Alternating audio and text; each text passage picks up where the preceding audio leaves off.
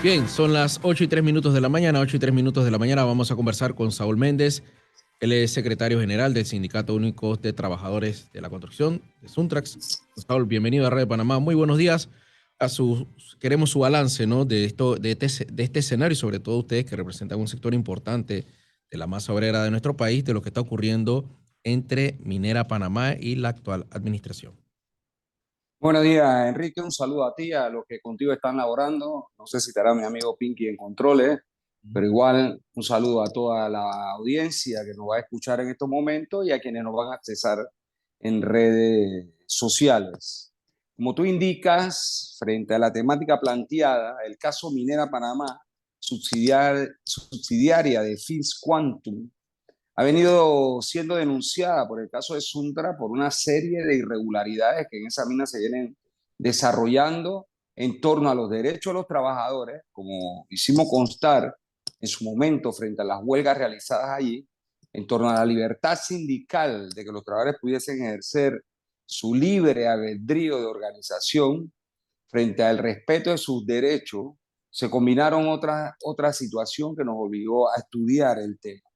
Por ejemplo, el contrato minero que fue denunciado por nosotros en función de esa forma leonina en que estaba desarrollado en materia, por ejemplo, de que ellos preservaban el 98% de lo que se extraía y adicionalmente a eso entregaban a Panamá 2%, es parte de un cuestionamiento que hicimos en su momento. El hecho de que ellos no pagan impuestos al país es otro elemento concreto que denunciamos en su momento. El tema de la trata de personas, que como se sabe, denunciamos que en barcos anclados en la bahía tenía un gran número de trabajadores asiáticos. Allí ingresaban al proyecto, cuando llegaban inspecciones, los subían a los barcos y hasta allá no llegaba ninguna autoridad. Pero además, eso desplazando mano de obra panameña, pero no sabíamos en qué condiciones materiales tenían a esos trabajadores asiáticos en ese área. Las condiciones, como hemos indicado, y Minera Panamá entiende que son el clave y que la ley son ellos. Ellos nunca han respetado la Constitución de la República y mucho menos las leyes en esa materia. Se presentó el caso que incluso ministros de Estado, como de Trabajo y otros, no se les permitía el ingreso a esa mina. Eso se dio en la administración pasada y si mal no recuerdo en esta también.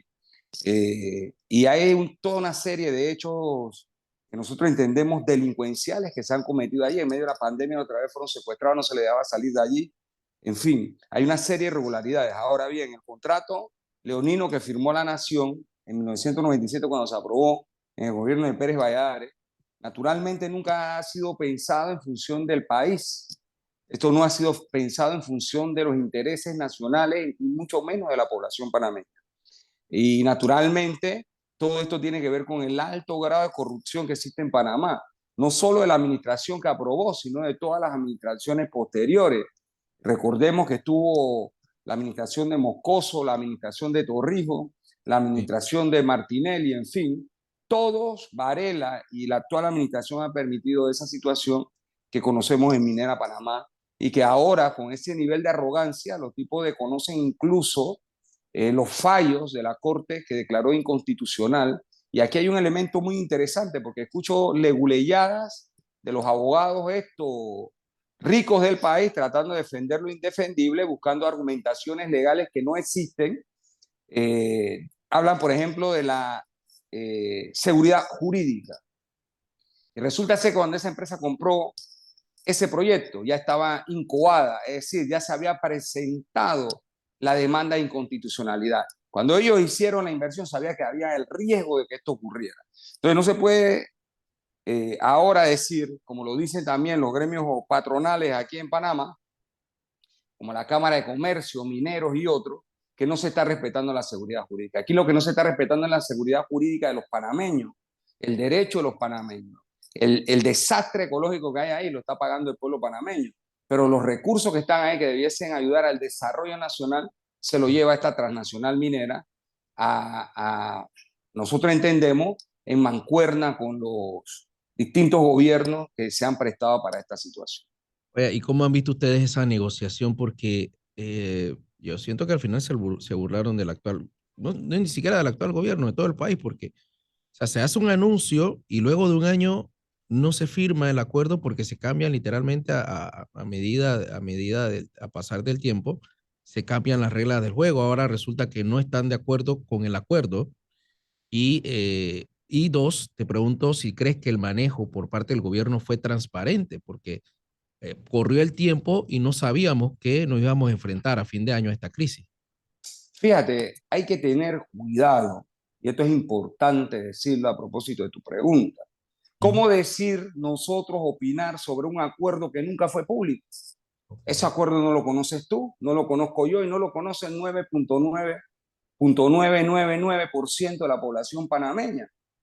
¿Cómo vamos a entrar a defender un acuerdo que no sabemos si realmente es un acuerdo que beneficia al pueblo panameño? Escuchamos al gobierno irresponsablemente del señor Cortizo salir a decir que tenía un acuerdo, que lo iban a hacer público en julio, que tenía que entrar a la asamblea para el debate, ahí la población se enteraría de qué estaba pasando para recibir las opiniones. Esta es una manipulación burda, realmente irresponsable por parte del gobierno y de los otros gobiernos para decir que están haciendo de frente al problema.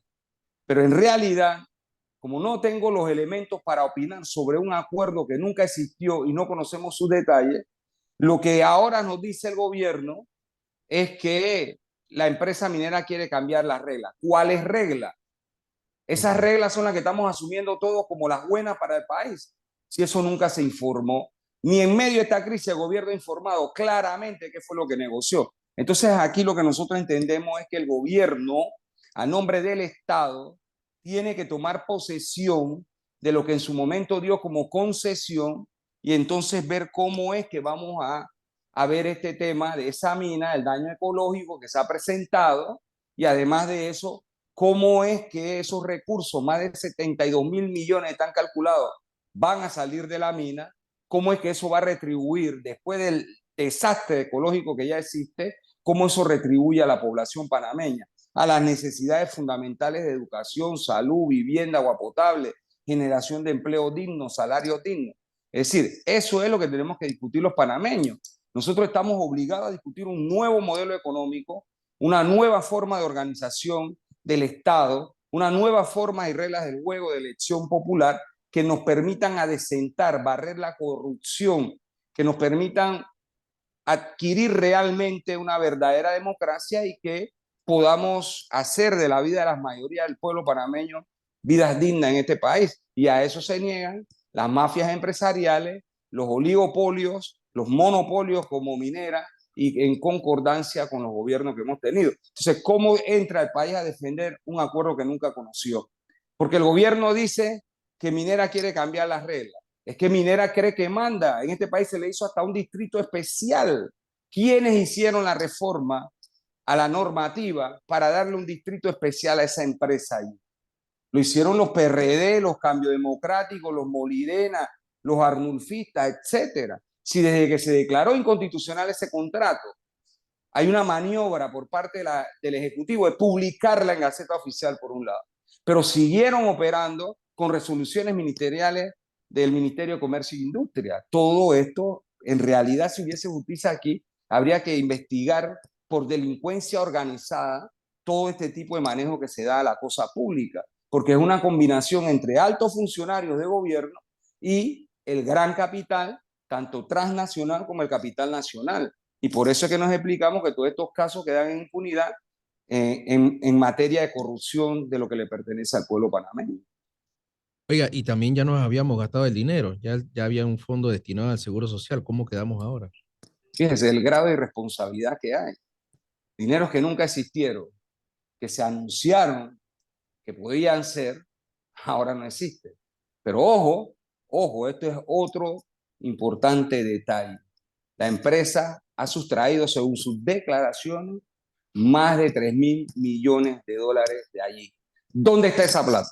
Sin contrato. Eso es del pueblo panameño. ¿Dónde están los recursos minerales que han extraído de ahí por el valor de más de 3.000 millones de dólares que le pertenece al pueblo panameño? no a la basura esa del 2% ese que ellos plantearon. No hay contrato. Y si no hay contrato, esa extracción es ilegal y en consecuencia lo sacado de allí le pertenece al pueblo panameño. Entonces, aquí hay que discutir de fondo este problema. Y claro, los cantos de sirena, la maniobra, el muñequeo que el gobierno y sus ministros desarrollaron durante esta supuesta negociación que no conocemos, vuelvo y reitero, más allá de lo que hemos escuchado decir al gobierno en escuetos comunicados como el último que anuncia que hay una intervención del Ministerio de Trabajo, Ministerio de Ambiente, Ministerio de Comercio e Industria, pero la mina sigue operando, sigue extrayendo. ¿De qué se trata toda esta forma de gobernar?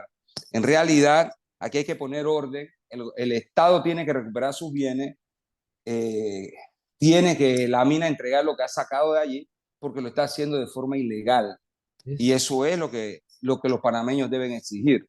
¿qué tanto miedo debemos tener o qué tan peligroso es como se plantea por aquellos que pues defienden o sustentan la otra parte de que han invertido 1.000 millones, que representan, no sé si la cifra es correcta, el 2% del Producto Interno Bruto, que pagan cuota de obrero del Seguro Social y nos plantean un escenario que no es nada alentador si el gobierno sigue en esta posición de detener la operación de la mina?